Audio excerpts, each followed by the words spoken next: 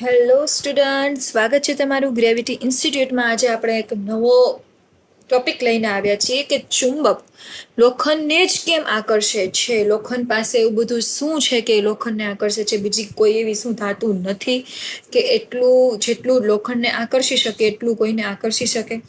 એ question લઈને આવ્યા છીએ અને આ ધોરણ 10 છે. 6 થી 10માં બધાને આ ક્વેશ્ચન છે એ નોર્મલી થતા હોય છે અને આવતા હોય છે એક્ઝામમાં.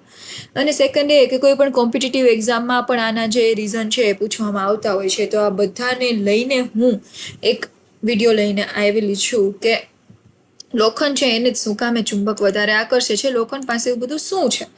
ચલો જોઈએ કે કોઈ ચુંબક છે તો એની પાસે એક મેગ્નેટિક ફિલ્ડ હોય છે. મેગ્નેટિક ફિલ્ડ એટલે કે ચુંબકીય ક્ષેત્ર. ચુંબકીય ક્ષેત્ર હોય તો હવે એ ચુંબકીય ક્ષેત્રનો યુઝ કરીને લોખંડની તમે આજુબાજુ મૂકો છો તો એ શું થશે? લોખંડના અણુને પોતાના તરફ ખેંચી લેશે. એટલે આપણે જોઈએ કે કોઈ લોખંડના ટુકડા પાસે તમે જ્યારે કોઈ ચુંબક રાખો છો એમાં તમે છે એ યુ શેપનું ચુંબક રાખી શકો છો કે બાર મેગ્નેટ કે કંઈ પણ વસ્તુ રાખી શકો છો. એ રાખો તો ત્યારે એ શું કરશે? જે કંઈ પણ લોખંડ તમે એની બાજુમાં રાખ્યું છે તો એ આને આકર્ષવાની કોશિશ કરશે. શું કામે આવું થાય છે એનું રીઝન હવે આપણે અહીંયા જોવાના છીએ. ફર્સ્ટ તમને આપ્યું છે કે ચુંબક શું છે. એક તો તમારે એ પણ જાણવાની જરૂર છે. પહેલા તો તમને ખબર હોવી જોઈએ કે મેગ્નેટ શું છે, કે એમાંથી બને છે, મેગ્નેટના ટાઈપ શું હોય. જો તમને એ ખબર હોવી જોઈએ કે મેગ્નેટ છે એ બે પ્રકારના હોય, એક નેચરલ હોય અને એક આર્ટિફિશિયલ હોઈ શકે. અને અત્યારે તમે જે કાંઈ પણ આજુબાજુમાં ચુંબક જોવો છો એ બધા જ આર્ટિફિશિયલ ચુંબક છે. નોર્મલી અત્યારે યુઝ થાય છે એ બધા લોખંડમાંથી જ બનાવવામાં આવેલા હોય છે અને મેગ્નેટિઝમ બહારથી આપીને. ચુંબક એવી વસ્તુ છે કે જેની આસપાસ ચુંબકીય ક્ષેત્ર એટલે કે મેગ્નેટિક ફિલ્ડ હોય છે. એ તો ખબર જ છે આપણને, ચુંબકની આજુબાજુ મેગ્નેટિક ફિલ્ડ હોય અને એ એવું ફિલ્ડ છે કે જે લોખંડ જેવી વસ્તુને આકર્ષે છે. એના મુખ્ય ધ્રુવો પણ આપણને ખબર છે, નોર્થ અને સાઉથ. કોઈ પણ ચુંબક હોય, આ મેં એક ચુંબક લીધું છે, એની પાસે એનો એક નોર્થ પોલ હશે અને એક સાઉથ પોલ હશે. એટલે એક નોર્થ ઉત્તર ધ્રુવ હશે, એક દક્ષિણ ધ્રુવ હશે. હવે હું તમને એક ક્વેશ્ચન પૂછું કે આ ચુંબકને હું તોડી નાખું અથવા તો મારાથી નીચે પડી ગયો જાણતા, તો આ ચુંબકના 2-3 ટુકડા થઈ ગયા. તો તમને શું લાગે છે? આ નોર્થ પોલ અલગ થઈ ગયો, સાઉથ પોલ અલગ થઈ ગયો, તો આ ચુંબક છે એ હવે ક્યારેય નોર્થ અને સાઉથ પોલમાં નહીં પાછા આવી શકે. જો આ ખાસ યાદ રાખજો, આ ક્વેશ્ચન પૂછાઈ શકે છે કોઈ પણ એક્ઝામમાં કે જ્યારે ચુંબકના ગમે એટલા ટુકડા થાય, એ નાનામાં નાનો કદાચ ટુકડો હશે તો પાછું પોતાનું આ ટુકડો હોય તો એને પણ નોર્થ પોલ અને સાઉથ પોલ આવી જશે. એના નાનાથી નાના ટુકડા પાસે પાછું એ જ નોર્થ પોલ અને સાઉથ પોલ આવી જશે. એ ગમે એટલું તૂટશે, એના પોલ છે એનાથી અલગ પડી શકશે નહીં.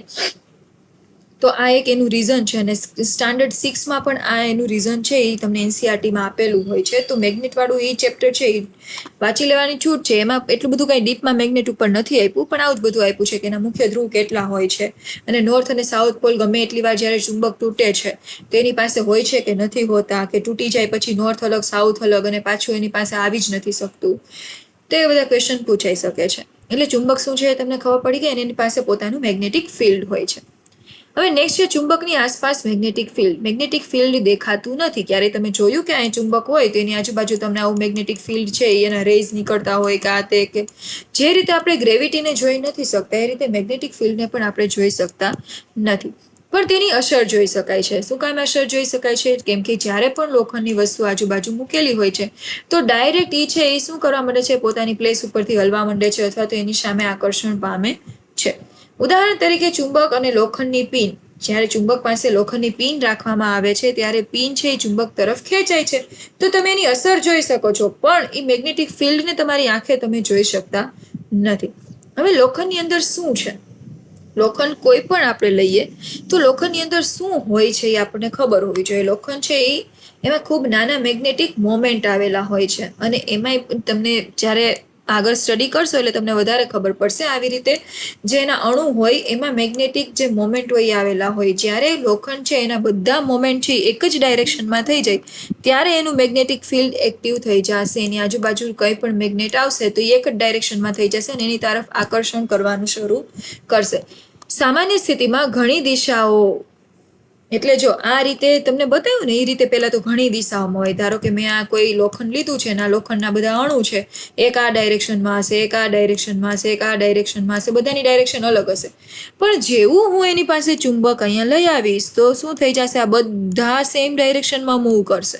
જે રીતે તમને બતાવ્યું છે, પહેલા આવી રીતે આડાવડી ડાયરેક્શન હતી, પછી બધા જેટલા પણ અણુમાં એના મેગ્નેટિક મોમેન્ટ હતી એ બધા એક જ ડાયરેક્શનમાં શું કરશે, મૂવ કરવાનું શરૂ કરશે. એનું મિનિંગ કે હવે એટલા જેટલું પણ લોખંડ છે એ બધાના મોમેન્ટ છે એક ડાયરેક્શનમાં થઈ ગયા છે અને ગોઠવાઈ ગયા છે. જો અહીંયા આપ્યું છે તમને કે ડાયરેક્શન વધુ ગોઠવાય, એટલે આ રીતે તમને ડાયરેક્શન ગોઠવાતી જોવા મળશે.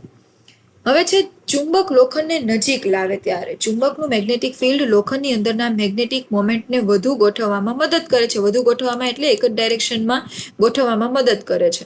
ગોઠવણી જેવી રીતે વધે છે એટલે આખા ચુંબકમાં બધા એરો છે એક જ બાજુ થઈ જશે. એનું મિનિંગ કે લોખંડમાં ચુંબકીય અસર ઊભી થઈ છે. જ્યાં ચુંબક બાજુમાં મૂક્યું હતું એને આની ઉપર કંઈક અસર કરી છે એવું તમે જોઈ શકો.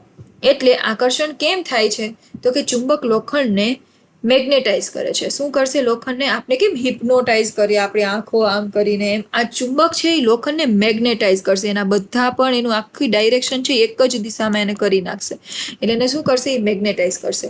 લોખંડનો નજીકનો ભાગ છે એ વિપરીત ધ્રુવ જેવી અસર કરશે. ધીરે ધીરે ધીરે આખું લોખંડ છે એ બધાની ડાયરેક્શન સેમ થઈ જશે. પહેલા અહીંના બધા લોખંડના અણુ હોય એની ડાયરેક્શન સેમ થાય, પછી ધીરે ધીરે ધીરે આખા લોખંડની ડાયરેક્શન છે એક જ દિશામાં થઈ જાય અને એ પછી ચુંબક સાથે શું કરશે, આકર્ષણ કરશે. આ એક એનું બેસિક રૂલ છે, જે નિયમ છે અને જે છે હકીકતે હું તમને કહું છું. શું દરેક ધાતુ ચુંબકને આકર્ષે છે? નહીં, ચુંબકને દરેક ધાતુ આકર્ષતી નથી. લોખંડ છે, નિકલ છે અને કોબાલ્ટ જેવા પદાર્થો ચુંબકીય અસર માટે જાણીતા છે, જ્યારે કોપર અને એલ્યુમિનિયમ વગેરે પ્રતિભાવ અલગ હોય છે. આ બધાનો પ્રતિભાવ અલગ હોય છે કેમ કે બધાના એટલા મેગ્નેટિક મોમેન્ટ સ્ટ્રોંગ હોતી નથી. આ બધો મેગ્નેટિક મોમેન્ટનો જ ખેલ છે. મેગ્નેટિક મોમેન્ટ શું છે એ બધું તમે મોટા હાયર સ્ટાન્ડર્ડમાં ભણી શકો, પણ અત્યારે તમને ખાલી આટલી વસ્તુની ખબર હોવી જોઈએ કે લોખંડ, નિકલ અને કોબાલ્ટ પાસે મેગ્નેટિક મોમેન્ટ છે એ થોડીક વધારે હોય છે. રોજિંદા જીવનમાં એનો ઉપયોગ છે એ તમે ક્યાં કરો છો ચુંબકનો ઉપયોગ, તો કે ડોર મેગ્નેટ. ડોર મેગ્નેટમાં તમે કરો છો. ડોર મેગ્નેટમાં આપણે જોયું જોઈએ કે જ્યારે તમે કોઈ આપણો દરવાજો હોય એની પાછળ મેગ્નેટ હોય એ તમારા ડોરને શું કરી દેશે, પાછળ તમે જે લોખંડ રાખ્યું છે એની સાથે ચોંટાડી દેશે. સ્પીકર્સ છે, ઇલેક્ટ્રિક મોટર્સ છે, કંપાસ છે, જે કંપાસ આપણે જોઈએ છીએ મેગ્નેટિક કંપાસ, હોકાયંત્ર જેને કહીએ છીએ, જેમાં નોર્થ અને સાઉથ ડાયરેક્શન બતાવતા હોય એ. દેન મેગ્નેટિક સેપરેશન છે. મેગ્નેટિક સેપરેશન છે એ ઇન્ડસ્ટ્રીમાં યુઝ થાય. મેગ્નેટિક સેપરેશનમાં એવું હોય કે આવું કંઈક બાઉલ જેવું હોય, એ તમે કાચનું પણ લઈ શકો. અહીંયા છે એ નાનું એવું મેગ્નેટ આવી રીતે રાખવામાં આવે, નીચેથી એને સ્ટરીલાઇઝ કરવામાં આવે. પછી આ શું થશે ખબર, આ મેગ્નેટ ગોળ ગોળ ગોળ ગોળ ગોળ ફરશે અને તમારી અંદર જે કાંઈ પણ તમારા જે બીકર લીધું છે કે કોઈ પણ ફ્લાસ્ક લીધું છે તો એની અંદર જે કાંઈ પણ તમારું સોલ્યુશન ભર્યું હશે એને આ શું કરશે, સ્ટર કરવામાં હેલ્પ કરશે. એવું ઘણું બધું છે એ આગળ જતાં તમે બધા આવા ઇન્સ્ટ્રુમેન્ટ્સ છે, મશીનરીઝ જોશો તો આ ઘણી બધી વસ્તુમાં તમે મેગ્નેટ યુઝ કરી શકો છો અને બહુ મોટા લેવલ પણ થઈ શકે છે. ચુંબકનો ઉપયોગ ઘણા સાધનોમાં થાય છે, એ આપણે નોર્મલ લાઈફમાં જોતા જોઈએ છીએ. હવે ક્વિક રિવિઝન શું છે, અત્યાર સુધી આપણે શું જોયું એ જોઈએ કે ચુંબક પાસે મેગ્નેટિક ફિલ્ડ હોય છે, એ બધાને ખબર છે. એના લીધે જ છે એ આપણે શું કરી શકીએ, કોઈ પણ વસ્તુને આકર્ષી શકીએ છીએ.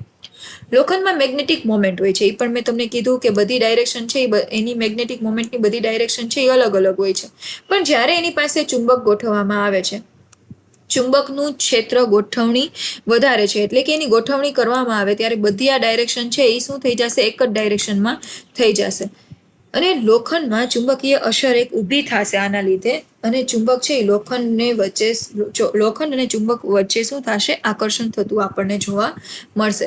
આ જે શીખ્યા એ જ બધી પાછી વસ્તુ અહીં રિપીટ કરી છે, એટલે આ લાસ્ટ છે એ તમે રિપીટ કરી લ્યો કે ચુંબકની આસપાસ મેગ્નેટિક ફિલ્ડ હોય છે, લોખંડમાં એનું પોતાનું મેગ્નેટિક મોમેન્ટ હોય છે અને એ શું કરશે, બધી ડાયરેક્શન એક જ દિશામાં ગોઠવી નાખશે અને એના લીધે ચુંબક અને લોખંડ છે એ એકબીજા તરફ આકર્ષાય છે અને એને શું કહેવાય છે, લોખંડને જે મેગ્નેટાઇઝ કર્યું એવું કહેવાય છે.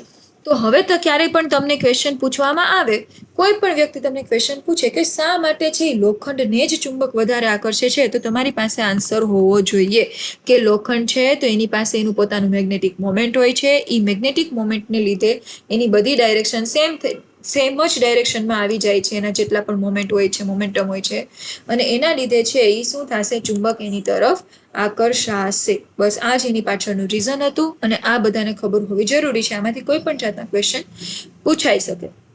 જો તમે આપણી ચેનલ સબસ્ક્રાઇબ નથી કરી તો સબસ્ક્રાઇબ કરી લો, વધારેમાં વધારે લોકો સુધી પહોંચાડો, જેથી આવા અલગ અલગ ટોપિક્સ છે કે જે બધાને વધારે કન્ફ્યુઝિંગ લાગતા હોય, આવા બધા ક્વેશ્ચન્સ થતા હોય, તો એ તમને ઇઝીલી સમજાઈ શકે. Thank you.